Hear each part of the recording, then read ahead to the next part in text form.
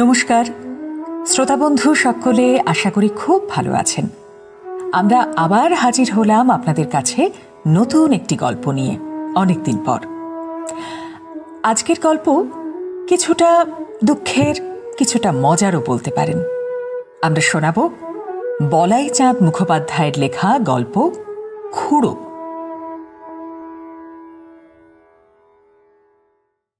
খুড়োর জন্য সকলেই চিন্তিত হইয়াছিলাম। খুড়োর সহিত আমাদের রক্তের সম্পর্ক নাই, কিন্তু খুড়োর মতো আপনার লোকও আমাদের বড় বেশি ছিল না। খুড়ো বয়সে আমাদিগের অপেক্ষা অনেক বড়।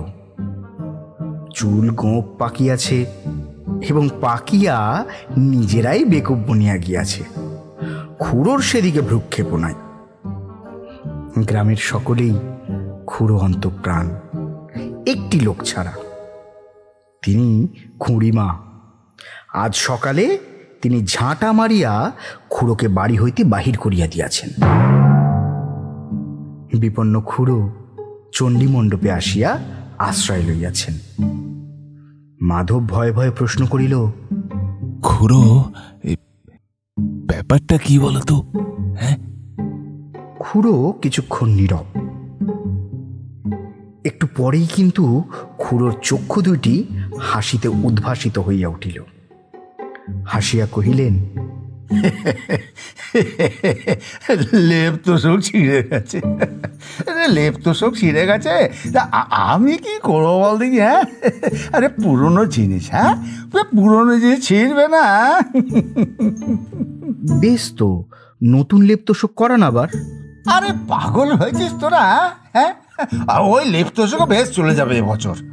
আর তাছাড়া টাকাই বা কোথায়? হ্যাঁ, টাকা না হলে যা যা যা, তোরা বাড়ি যা, দেখি বাড়ি যা, বাড়ি যা।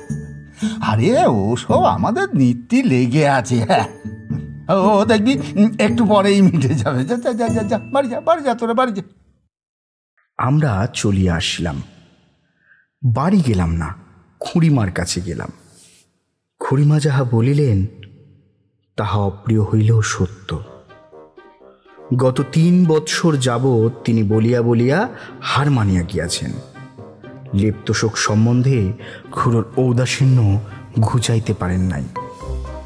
তোমরাই দেখো না বাছা, এই লেপ গায়ে দেয়া যায় না? এই তোষকে মানুষ শুতে পারে?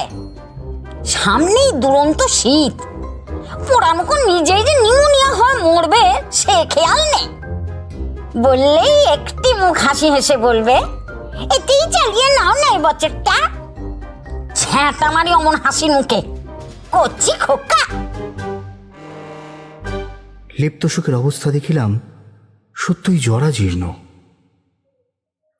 নবাবগঞ্জের জমিদারের মৃত্যু হওয়ার পর হইতে খুড়োর অবস্থা সত্যই খারাপ হইয়াছে। নানা সদ্গুণের জন্য নবাবগঞ্জের জমিদার মহাশয় খুড়োকে যথেষ্ট খাতির করিতেন। তাহার প্রদত্ত 5 বিঘা লাখরাত জমি হইতেই খুড়োর গ্রাসাচ্ছাদন চলে। তাহার জীবিতকালে খুড়োর অন্যান্য অভাবও তিনি মিটাইতেন। তাহার পুত্র আধুনিক যুবক, এ জাতীয় বাজে খরচ তিনি পছন্দ করেন না। আত্মসম্মানী খুড়ো নবাবগঞ্জের জমিদার বাড়িতে যাতায়াত বন্ধ করিয়াছেন। খুড়িমা কিন্তু মেয়ে মানুষ, এত সূক্ষ্মতত্ত্বের ধার ধারেন না। তাহার যুক্তি সহজ, শীত পড়িয়াছে, লেপ্তোষক চাই। খুড়িমার নিকট হইতে বাহির হইয়া আসিলাম।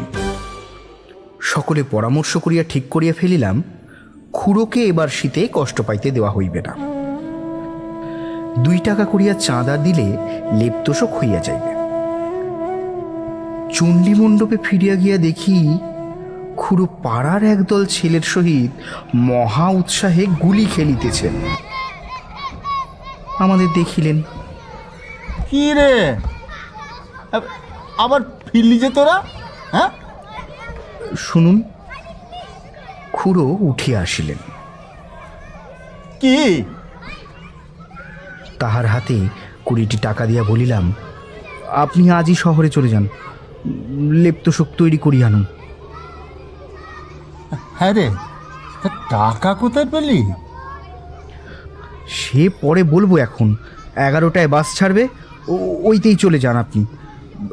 সন্ধে নাগাদ হয়ে যাবে লেপ্তশোক, রাত 9টার বাসে ফিরতে পারবেন। যান।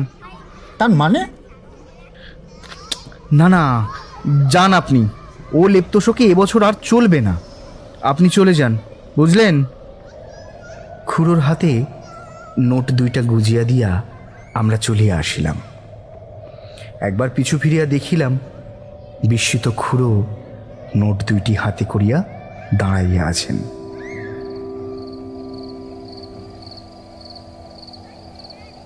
সন্ধ্যা উত্তীর্ণ হইয়া গিয়াছে। ভাবিলাম খুড়ো নিশ্চয়ই এতক্ষণ ফিরিয়াছেন, দেখিয়া আসা যাক কিরকম লেপ্তশোক হইয়াছে। খুড়োর বাড়ির দিকে অগ্রসর হইলাম। বাড়ির কাছাকাছি যাইতেই শুনিলাম খুড়িমা তারস্বরে চিৎকার করিতেছেন। ব্যাপার কি? বলি, এতে কি কখনো শীত কাটবে? হ্যাঁ, এ তুমি কি করলে বলো দেখিনি? ওরে বাবা রে বাবা, আমি আর পেরে উঠছি না। ওহ, গ্রামের ছেলেরা হাতে টাকা দিল, এটা তুমি কি কিনে নিয়ে এলে বলো দেখিনি? আমি তো পাগল হয়ে যাবো মনে হচ্ছে, আর পেরে উঠছি না সত্যি। দূর দূর দূর, আমি আর পারলাম না। আমি বাড়ি ঢুকিতেই খুড়ো হাসিয়া বলিলেন, দেখো তো ভাই, জিনিসটা ভালো হয়নি? হ্যাঁ হ্যাঁ, আরে 18 টাকায় এমন জিনিস কি পাওয়া যায়? হ্যাঁ, দেখি খুড়ো একটি সেতার হাতে বসিয়া আছেন।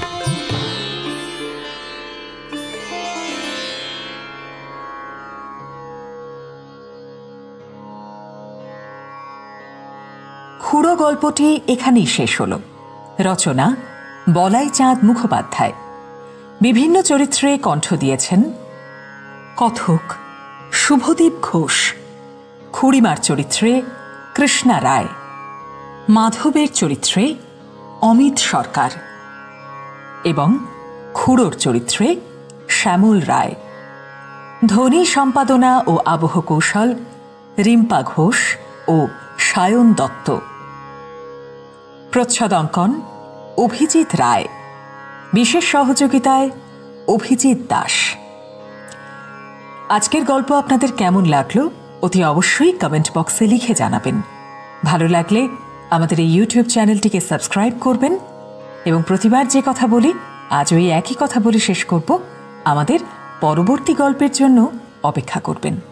সবাই ভালো থাকবেন।